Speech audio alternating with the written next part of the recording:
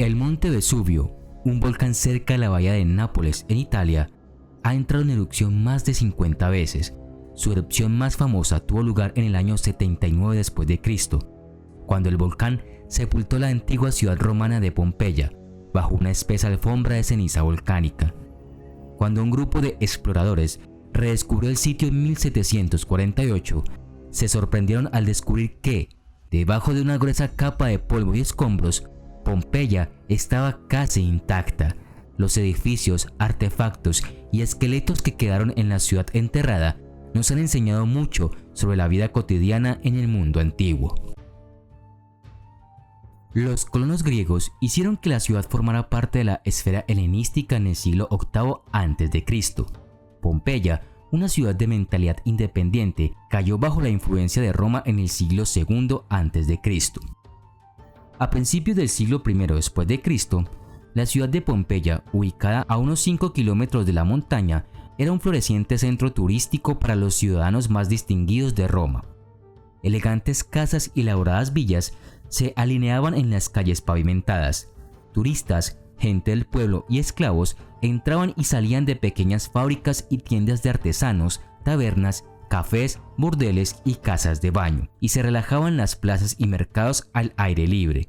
En vísperas de esa fatídica erupción en el año 79 después de Cristo, los estudiosos estiman que había unas 12.000 personas viviendo en Pompeya y casi la misma cantidad en la región circundante. Durante la época romana, la salsa de pescado era uno de los productos más consumidos de la dieta antigua. Un vecindario de clase trabajadora en el lado sur de la ciudad estaba lleno de cubas de salsa de pescado, donde cientos de trabajadores y esclavos producían en masa el manjar característico de la ciudad. Pero el negocio pronto dejó de ser próspero. Los historiadores nos dicen que los proveedores de salsa de pescado a pequeña escala de Pompeya quedaron fuera del negocio por la globalización. Los grandes fabricantes de Hispania inundaron Italia con sus salsas, producidas en grandes cantidades por un precio más bajo. A pesar de la fortuna ocasional hecha en el comercio de garum, la tierra era la principal fuente de riqueza en Pompeya. Todos los propietarios de una gran casa en Pompeya también habrían tenido una propiedad en el campo, cultivando vides u olivos o pastoreando ovejas. No se han encontrado muchas de estas propiedades. A diferencia de la ciudad misma, es más difícil saber dónde buscarlas, pero se ha descubierto el cementerio rural de una conocida familia pompeyana junto a lo que se supone que es su casa de campo. Como la mayoría de las ciudades romanas, Pompeya se dividió en bloques llamados insulae. Pompeya, sin embargo, tiene ínsulas de forma irregular debido a sus orígenes griegos. A menudo las clases pobres y ricas vivían bastante cerca unas de otras, aunque habían distintos distritos ricos. A medida que Pompeya crecía en tamaño y población, se ampliaron las murallas de la ciudad, con puertas al final de las carreteras principales. Lentamente, la tierra mayoritariamente agrícola dentro de las murallas fue construida con casas, lugares de producción, mercados y otras comodidades urbanas. La calle principal de Pompeya era Vía del Abbondanza, que tenía surcos profundos para las ruedas y escalones, lo que sugiere que la ciudad no tenía un sistema de drenaje tan bueno y tenía mucho más tráfico que Herculano. El centro público de Pompeya era el Foro, donde se cruzaban las vías principales de Nápoles, Nola y Stabiae. Aquí se podía comprar pescado, frutas y otros productos. También tuvieron lugar eventos religiosos como el Festival de Júpiter desde el templo cercano. El foro poseía grandes columnas muy espaciadas que rodean un mercado rectangular de unos 40 metros por 150. Los numerosos baños públicos de Pompeya formaban el centro social de la ciudad. Los baños no solo servían para el aseo de los habitantes, sino que también eran un lugar de encuentro social imprescindible. Los baños romanos extravagantes a menudo incluían puestos de comida, jardines relajantes, bibliotecas y salas de masajes. Pasar muchas horas en los baños era un pasatiempo común para muchos ciudadanos del Imperio Romano. Para los hombres los baños eran baratos. Un cuadrán, la moneda de menor valor, les permitía acceder a los baños, mientras que las mujeres tenían que pagar 4 veces la cantidad. El Termopolio era una especie de antiguo restaurante de comida rápida. Los expertos creen que la comida preparada se habría exhibido en grandes frascos de dolia colocados en agujeros tallados en el mostrador de piedra, similar a los restaurantes de comida para llevar de hoy. Las excavaciones descubrieron huesos de patos, cerdos, cabra y pescado, así como conchas de caracoles en medio de fragmentos de cerámica de barro, lo que sugiere que algún tipo de estofado de carne y mariscos pudo haber estado en el menú. Los platos típicos servidos en un termopolio habrían incluido pescado salado, queso al horno y vino. El termopolio era un elemento fijo de Pompeya. El sitio recién descubierto es solo uno de los 80 restaurantes de este tipo que se han encontrado en la ciudad. La prostitución estaba permitida tanto social como legalmente en Pompeya. Los burdeles no tenían ningún estigma dentro de la ciudad, eran vistos como una típica tienda que ofrecía servicios como cualquier otra. Las habitaciones estaban tenuamente iluminadas por unas pocas velas parpadeantes para crear una atmósfera sensual, y las paredes estaban adornadas con grandes frescos bellamente diseñados. Estas pinturas murales no eran solo para decoración, la imaginería erótica también representó un menú de los servicios prestados. Las teorías sugieren que también podrían haber funcionado como manuales de instrucciones para los visitantes más inexpertos. Las mujeres de estos sitios trabajaban en pequeñas habitaciones que contenían una cama de piedra. Es posible que se hayan utilizado camas de madera, pero estas habrían perecido en la erupción del Vesubio en el 79 después de Cristo, y hay muy poca evidencia de estos restos. Los burdeles no tenían puertas, por lo que las habitaciones pueden haber estado cerradas por lujosas cortinas, y detrás de cada una había un acompañante listo para dar la bienvenida a su próximo invitado. Estas magníficas decoraciones se utilizaron por 3 razones. El primero fue potenciar el espacio de las pequeñas habitaciones que utilizaban las trabajadoras. Con estas pinturas sensuales realzaron el espacio para distraer a los visitantes. Otra razón para estos frescos es bastante obvia, se usaron para animar a los visitantes. Con impresionantes figuras representadas, los visitantes verían las pinturas y obtendrían un mejor deseo sin importar si había opciones limitadas. Después de estudiar los frescos restantes, los arqueólogos han concluido que se proporcionaron 5 servicios principales. Es importante considerar el hecho de que casi el 80% de la población de Pompeya era pobre y que la prostitución era en ese momento una de las pocas carreras bien pagadas disponibles para ciudadanos de clase baja, con salarios casi 3 veces más que un trabajador de clase trabajadora. Y así, en última instancia, estos ciudadanos impulsaron colectivamente el éxito económico de Pompeya, convirtiéndola en una gran parte de su sociedad y por lo tanto normalizada y predominantemente aceptada. La mayoría de estas mujeres habrían sido esclavas o libertas del este, contratadas para participar en este negocio, aunque también había hombres y mujeres romanas libres que también ejercían una profesión como esta. Este tipo de negocios eran propiedad de miembros de la clase alta que estaban motivados únicamente por las ganancias, ya que la prostitución resultó ser un negocio exitoso en su sociedad y generaría muchos ingresos para estos propietarios. Considerado como el burdel oficial de Pompeya, el lupanar es la casa de placer más grande descubierta hasta ahora en la ciudad antigua. En latín, guarida del lobo, este edificio de 2 pisos albergaba 10 habitaciones, cada una equipada con una cama de piedra que probablemente estaba cubierta con un colchón delgado. Había 5 habitaciones ubicadas en la planta baja, con 5 habitaciones más grandes arriba. Por supuesto, se pueden encontrar frescos en las paredes, pero junto a estos hay grabados dejados por los visitantes del burdel. En las paredes internas se pueden encontrar alrededor de 120 ejemplos de graffiti grabados en las paredes por los clientes, cada uno de los cuales quería documentar el desempeño de su acompañante.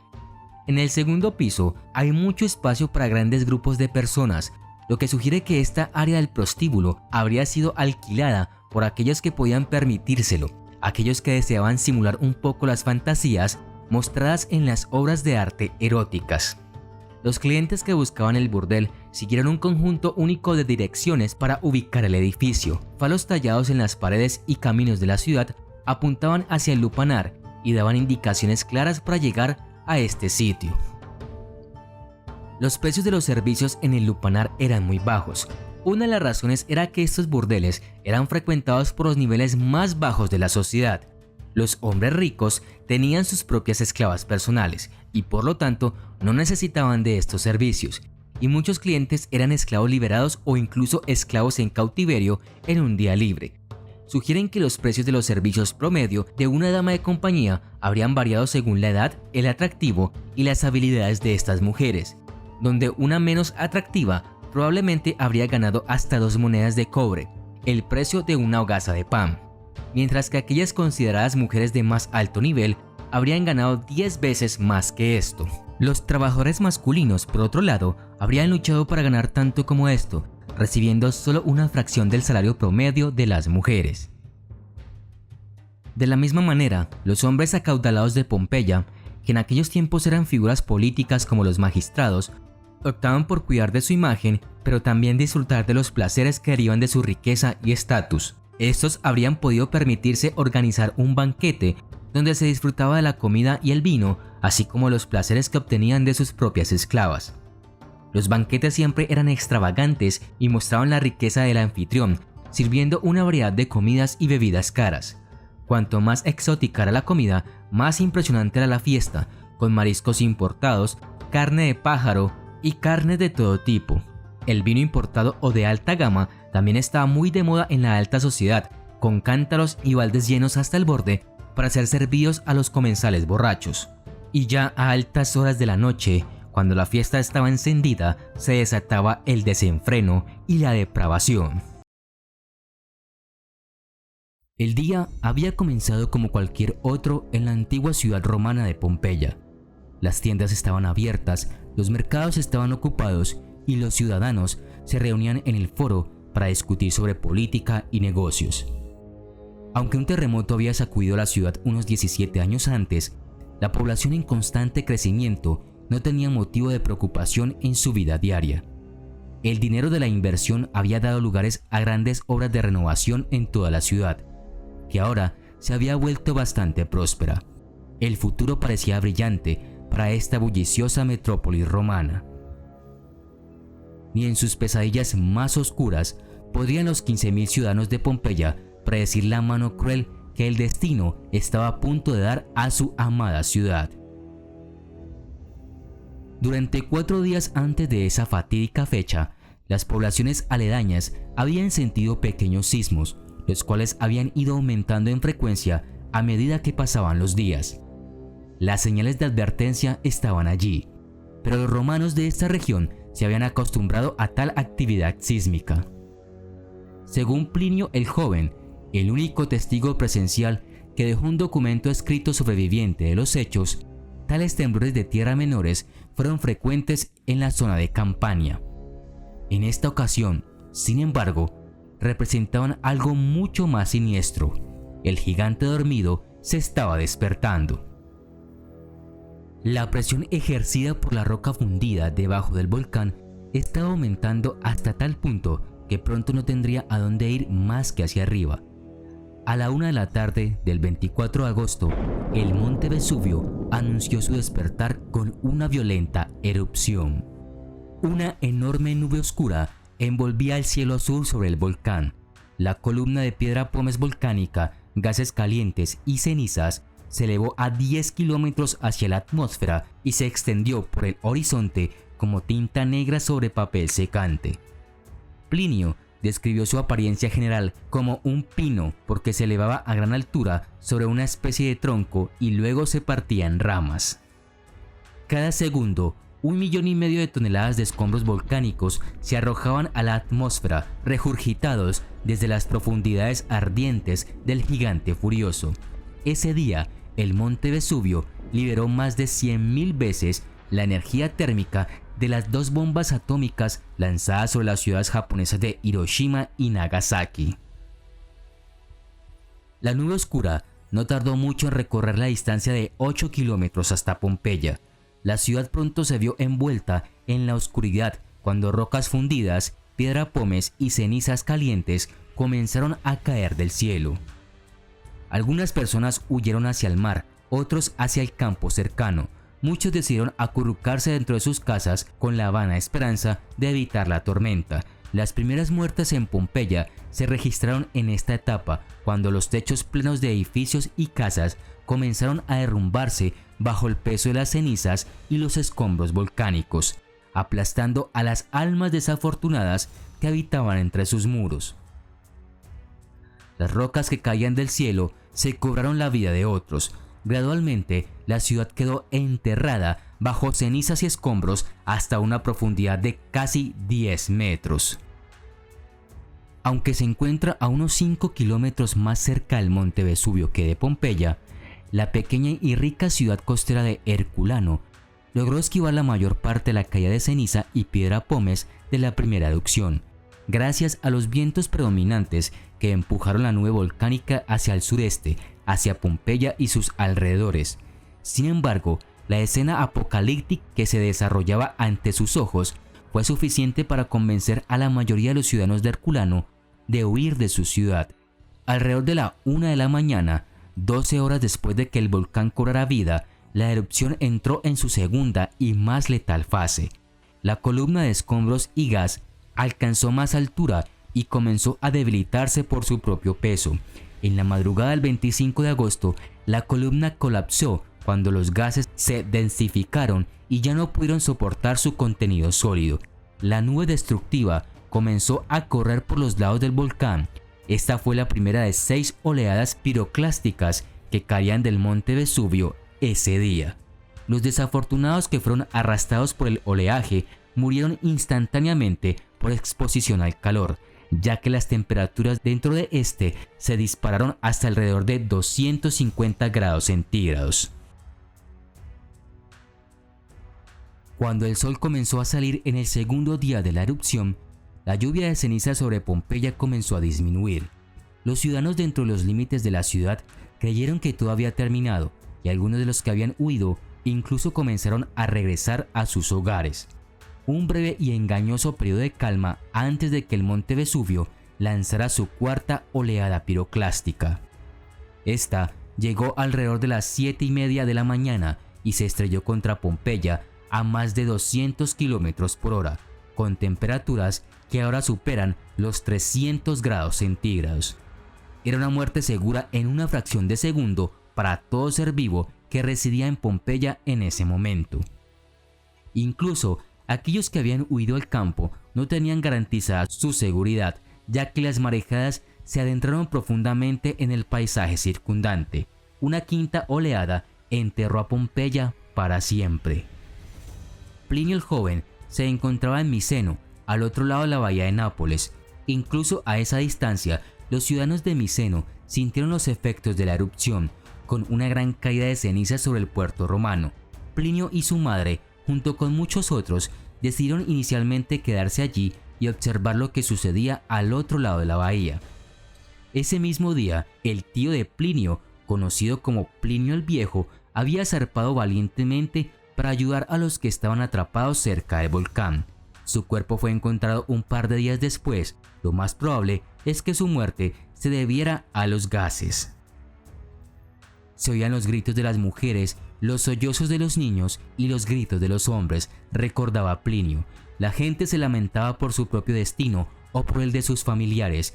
Muchos imploraban la ayuda de los dioses, pero aún más imaginaban que ya no quedaban dioses y que el universo estaba sumido en la oscuridad eterna para siempre.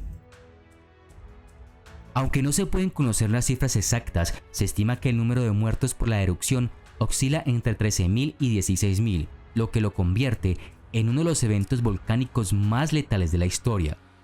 Herculano y Pompeya nunca fueron reconstruidas, quedaron enterradas bajo cenizas, polvo y rocas, preservadas para siempre en cápsulas del tiempo subterráneas. Inmediatamente después, los saqueadores romanos excavaron en Pompeya para robar todos los objetos de valor que pudieron. En los siglos siguientes se perdió el conocimiento de dónde estaban Herculano y Pompeya. Permanecerían en el olvido hasta su redescubrimiento accidental en el siglo XVIII. Pompeya y Herculano siguen siendo uno de los lugares arqueológicos más fascinantes del mundo y ambos están catalogados como Patrimonio de la Humanidad por la UNESCO.